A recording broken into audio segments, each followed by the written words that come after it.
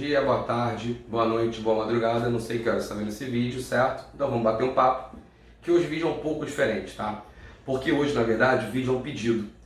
Me pediram para falar um pouquinho de crises econômicas que você tem ao longo da história, então, para isso, eu escolhi 3 grandes crises que acontecem no século XX. Quais vão ser elas? A crise de 29, a crise do petróleo de 73 e o governo Sarney na década de 80.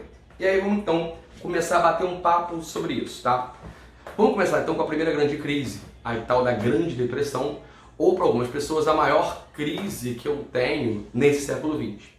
E vamos começar a história seguinte. Cuidado com uma pegadinha muito clássica que é o seguinte. Se alguém te perguntar assim, descreva a situação norte-americana na década de 20. Cuidado para não responder diretamente crise, tudo bem? Porque lembra, a crise é em 29. 29 é o final da década de 20, tudo bem? Então olha só, se você parar e pensar, vamos voltar um pouquinho no tempo. Eu estou saindo em 1918 de uma Primeira Guerra Mundial. Primeira Guerra Mundial essa que não atinge o território dos Estados Unidos. Ou seja, quando eu tenho 18, quando eu tenho 19, início da década de 20, o que eu tenho? Eu tenho uma Europa destruída e eu tenho os Estados Unidos territorialmente intacto, com uma economia que vai muito bem, obrigado, com uma fase que eu vou conhecer como American Way of Life. Tanto importante que, por exemplo, enquanto a Europa chega a níveis de desemprego de 18%, o desemprego nos Estados Unidos do período é de 4%. O dólar chega quase a se equiparar à libra, que era a tua grande moeda do período. Os americanos estão começando a galgar espaço para aquilo que eles vão acabar se tornando alguns anos depois. Ao mesmo tempo, o que você tem? Uma entrada nessas primeiras 3 décadas do século XX de imigrantes nos Estados Unidos. Isso vai ter 2 consequências. Se por um lado isso favorece um parque industrial norte-americano, por outro, acaba obrigando o governo, o Estado norte-americano a criar medidas para conter o desemprego. Em contrapartida a isso, tá? Eu tenho um grande fluxo migracional de negros vindo do sul dos Estados Unidos para poder trabalhar nas indústrias do norte. E isso socialmente, infelizmente, vai levar a um aumento, a um recrudescimento, a um ressurgimento com força de um grupo de supremacia branca norte-americano chamado de Ku Klux Klan. Ao mesmo tempo, em paralelo a esse crescimento, a essa euforia, certo? A esse jazz, a esse foxtrot, ao cinema falado, eu tenho ainda, por parte do governo norte-americano, uma política conservadora, bem puritanista, tá? Que é quando você, em 1918, vai decretar a chamada Lei Seca, que no caso norte-americano significa simplesmente não poder produzir nem consumir álcool. O que vai ter como arraste, por exemplo, socialmente, no surgimento ou no fortalecimento de uma série de contrabandistas conhecidos como gangsters. O mais famoso deles, Al Capone, que por incrível que pareça, não vai ser pego pelos seus contrabandos nem pelos seus assassinatos ou subornos. Vai ser preso por sonegar o imposto de renda. Sim. E aí, se alguém quiser saber um pouquinho mais sobre isso, existe um filme chamado Os Intocáveis, com o nosso querido Kevin Costner, que fala um pouco da história do Elliot Ness e da prisão do Al Capone. Tudo bem. O que acontece então? Essa década de 20 é uma década de euforia nos Estados Unidos, no qual você tem uma expansão de crediário, um aumento no consumo, um aumento na compra de ações. Eu tenho todo um capital especulativo rolando aqui. Eu tenho bancos americanos auxiliando a reconstrução europeia. Eu tenho europeus se unindo a bancos americanos. Eu tenho esse crescimento e eu tenho em paralelo a isso uma Europa se reconstruindo. Isso tudo, tá? Toda essa euforia, toda essa ideia, esse especulativo, esse capital especulativo, essa reconstrução da Europa, acaba culminando que no dia 24 de outubro de 1929, a Bolsa de Nova York quebra, certo? Ou seja, e aí essa bolsa quebrando, esse capital especulativo quebrando, arrasta com ele um efeito cascata de nível mundial. Não é à toa que a gente costuma chamar a crise de 29 de uma crise capitalista, de superprodução dos Estados Unidos, aliado a um subconsumo europeu. E aí, por que é importante falar em crise capitalista? Porque a União Soviética não vai sofrer com a crise. Lógico, ela é socialista, ela não tem uma economia de mercado. E Felipe, por que você está falando da União Soviética se a sua crise está no mundo capitalista? Exatamente por isso. nessa década de 20, 30, na verdade, de 30, 29 para frente, eu acabo tendo ali na Europa um certo fortalecimento de uma ideia socialista por parte de uma classe operariada. E isso vai acabar favorecendo que nesse mesmo período, certo?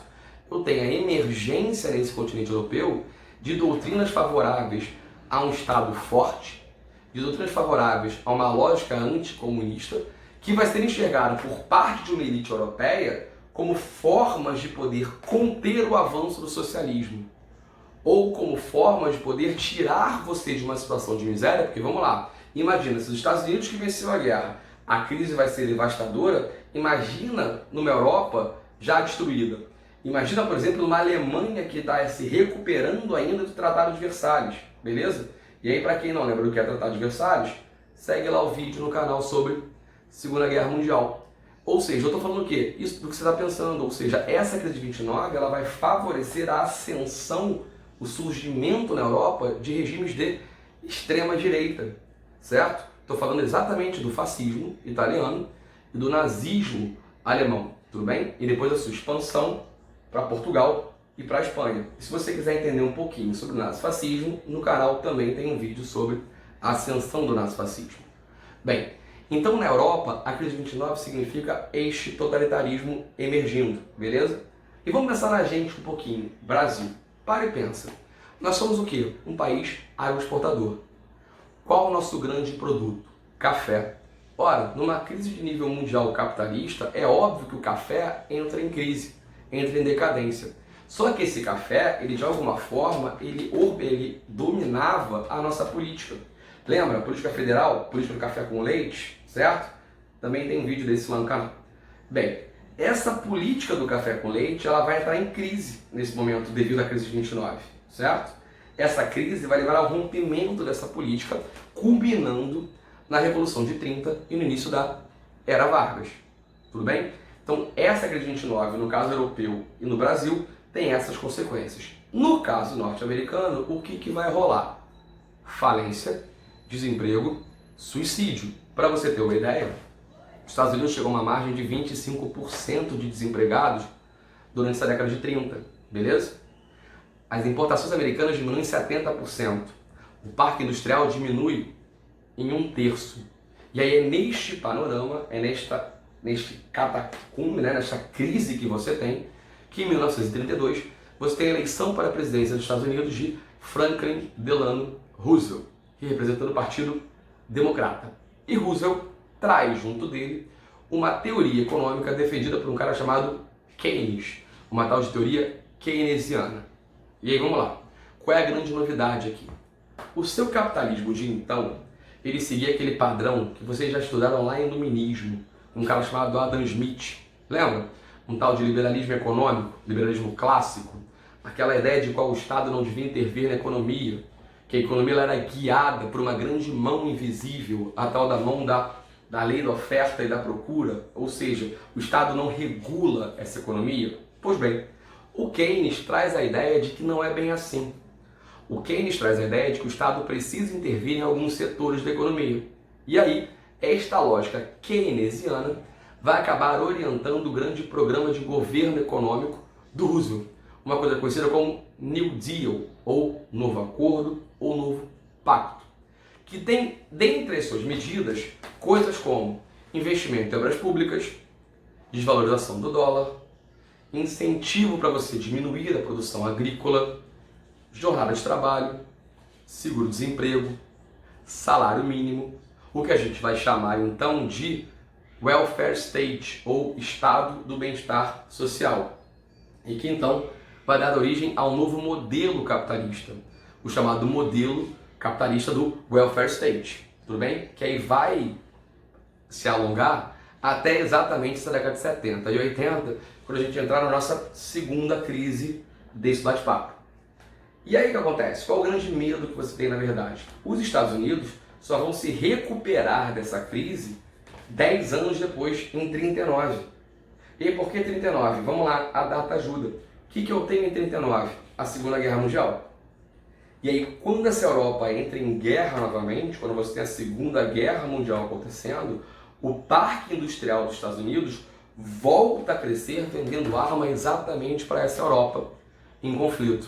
E aí lembra de um detalhe importante, os americanos não vão começar as guerras, eles até terminam, mas os americanos não iniciam nem a Primeira nem a Segunda Guerra Mundial. E ambas não vão acontecer em território continental norte-americano, certo?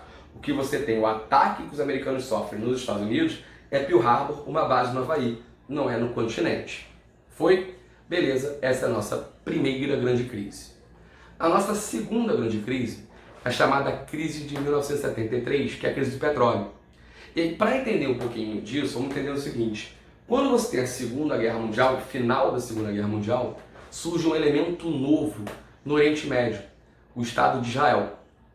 E aí, esse Estado de Israel sendo formado nessa fase, em 48, acaba gerando uma série de conflitos com seus vizinhos árabes, tudo bem? Isso gera 4 grandes conflitos, que são a Guerra da Independência, entre 48 e 49, a Guerra do Suez, em 56, a Guerra dos 6 Dias, em 67, e a Guerra do Yom Kippur, em 1973. E essa Guerra do Yom Kippur é que me interessa, tá? Qual é a história aqui? Egito e Síria vão atacar Israel no dia do Yom Kippur, que é o dia do perdão de Israel. Essa guerra, como as 3 anteriores, termina com a vitória de Israel, tudo bem? E aí o que vai rolar? A OPEP, beleza? Organização dos Países Exportadores de Petróleo, a sua ala árabe, porque presta atenção, cuidado com isso, tá? A OPEP não é composta só de países árabes, por exemplo, a Venezuela é membro da OPEP, tá? Simplesmente para poder prejudicar Israel e seus aliados, o lado ocidental, porque lembra, década de 70, Guerra Fria. A grosso modo, Israel é apoiado pelo lado ocidental, pelo lado capitalista. Essa OPEP, esses países árabes da OPEP, vão simplesmente boicotar o preço do petróleo. Eu vou inflacionar o petróleo, o barril do petróleo, em algo em torno de 400%. Para você ter uma ideia, o petróleo vai saltar de 2,90 em outubro de 73 para 11,60, 11,65 em janeiro de 74. Isso vai atingir como uma bomba um mundo que enxerga nos derivados de petróleo a sua principal fonte de energia, beleza? E aí, esta crise econômica capitalista derivada desse aumento do petróleo acaba fazendo que você tenha a imersão, dessa vez, vai subir uma nova teoria econômica, certo? Uma escola austríaca, com pensadores como Hayek e como Friedman, vão fazer o seguinte, vão propor a ideia de que aquele modelo de welfare state não funciona, o Estado tem gastos demais com aquilo, e vão defender um Estado mínimo, um capitalismo neoliberal, tudo bem? Então essa lógica dessa defesa desse modelo neoliberal, desse Estado mínimo, não deixa de ser uma resposta a essa crise do petróleo. E que vai ter como grandes propulsores desse momento os governos ingleses da Margaret Thatcher, norte-americano do Ronald Reagan e da Alemanha Ocidental do Helmut Kohl, certo? Bem, e no Brasil? Pois bem, em 73, o Brasil está vivendo ali o governo de Emiliano Garrastazu Médici. E no que tange a questão econômica, que é o tema desse vídeo, o governo Médici ele propõe algo chamado de milagre brasileiro. Proposto pelo seu ministro, Delfim Neto, ele a grosso modo se baseia na ideia de que eu tenho um investimento maciço de capital estrangeiro no Brasil, certo? Isso tem como consequência direta um aumento, uma elevação do PIB, certo? Porém, toma cuidado com uma coisa. Ao mesmo tempo que esse PIB aumenta de forma absurdamente alta, você não distribui renda, tá? Eu tenho um aumento do PIB e, em paralelo a isso, uma concentração de renda. Cuidado, aumentar PIB não significa melhor distribuir renda. O discurso militar, inclusive, não é esse. Qual é o discurso militar? Primeiro o bolo cresce, depois a gente reparte, certo? Bem, então, vamos lá. Se eu tenho um milagre brasileiro, um plano econômico que está baseado numa entrada maciça de capital estrangeiro, e esse capital estrangeiro está em crise, qual é a consequência da crise do petróleo para a gente? Simples, o milagre brasileiro esgota, certo? Porém, nem tudo está perdido, porque uma das formas, uma das inovações que você vai ter para responder a esta crise do petróleo, no caso brasileiro, é quando o governo Geisel, que é o presidente que vem depois do Médici, vai financiar a pesquisa que vai criar o chamado pró-álcool. Ou seja, é nessa fase do Estado do Brasil que o álcool ele passa a ser um combustível, certo? Uma nova fonte de energia que você não tinha. Ao mesmo tempo, eu vou ter um grande acordo nuclear para construir as usinas de Angra. Só cuidado, tá? O acordo nuclear não é com os Estados Unidos. O acordo nuclear é com a Alemanha. Ok? Fechamos essa ideia. Crise de petróleo. No nível macro, modelo neoliberal. No nível Brasil, esgotamento do milário. A nossa terceira crise escolhida vai ser o governo Sarney. Tá? Vamos entender o seguinte. Sarney assume o governo de forma indireta, tudo bem? Nessa passagem de bastão entre o regime civil-militar e a nova república. Isso acontece via eleição indireta, na qual Tancredo Neves é eleito presidente, porém, quando morre em 85, 21 de abril, assume no seu lugar seu vice, José Sarney, assumindo um governo com uma inflação por volta de 12% ao mês, com uma dívida de mais ou menos 100 bilhões de dólares. É ilusória aquela ideia que a gente tem de que não existe inflação no governo militar. É ilusória aquela ideia que a gente tem que não existe crise no governo militar. O que você não tem é a divulgação da informação. E aí, o governo de Sarney, naquilo que é a parte econômica, que é o tema desse vídeo, ele se caracteriza por 4 grandes programas, 4 grandes planos de governo. Quais são eles? O Plano Cruzado, o Plano Cruzado 2, o Plano Bresser e o Plano Verão. Tudo bem? Nesses 4 planos, vamos ter 2 novas moedas, o cruzado e o cruzado novo. Mas vamos por partes. O primeiro dos planos, tá? O plano cruzado, ele vai criar essa nova moeda, o cruzado, ou seja, eu tinha o cruzeiro e vou ter agora o cruzado como moeda. E ele vai se caracterizar, num primeiro momento, por um congelamento de preços. E aí, uma coisa interessante, esse congelamento de preços vai ser estimulado pelo governo a buscar apoio popular. Sim, eu vou tabelar os preços e uma galera vai andar na rua com broches, com botões assim, eu sou o fiscal do Sarney, e com pranchetas entrando em mercados para ver se os preços estão tabelados. E caso não tivessem, você chamava a polícia, chamava Sunab e fechava o mercado. Este congelamento de preços, ele vem seguido de uma estrutura chamada de gatilho salarial. O que era isso? Cada vez que a inflação chegasse a 20%, o salário mínimo aumentava. Tudo bem? Pois bem, isso faz com que no primeiro momento você tenha uma queda da inflação, essa inflação vai chegar a zero e vai ter uma deflação, uma inflação abaixo de zero. O que parece muito bom não é. Qual é a consequência disso? Os produtores vão começar a sumir com os produtos. Os produtos vão simplesmente sumir das prateleiras, certo? Isso vai obrigar as pessoas a comprarem produtos quando encontram a partir de um mercado clandestino com um ágio, ou seja, um preço superior àquele que é o tabelado, comprado de forma clandestina. Sarney sabe que vai dar ruim? Sabe. Sarney sabe que o negócio está pegando? Sabe. Porém, ele segura esse plano ao máximo que ele pode, porque em novembro de 86 eu tenho eleições. E para você ter uma ideia, o PMDB consegue eleger 22 dos 26 governadores e a grande maioria do Senado. E aí por que isso vai ser importante, tá?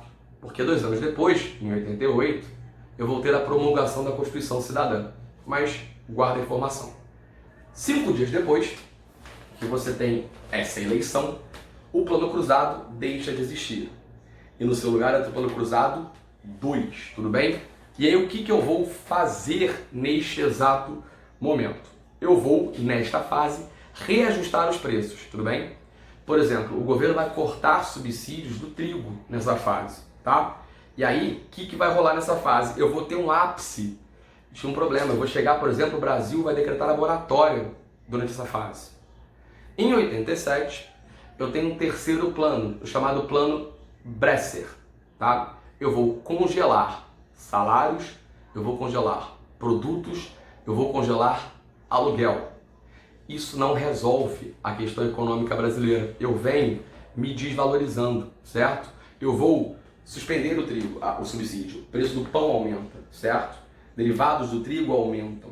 Isso gera uma crise, tá? Esse plano Bresser vai ser sendo segurado até mais ou menos 89, quando nós temos o último plano econômico do Sarney, que é o Plano Verão.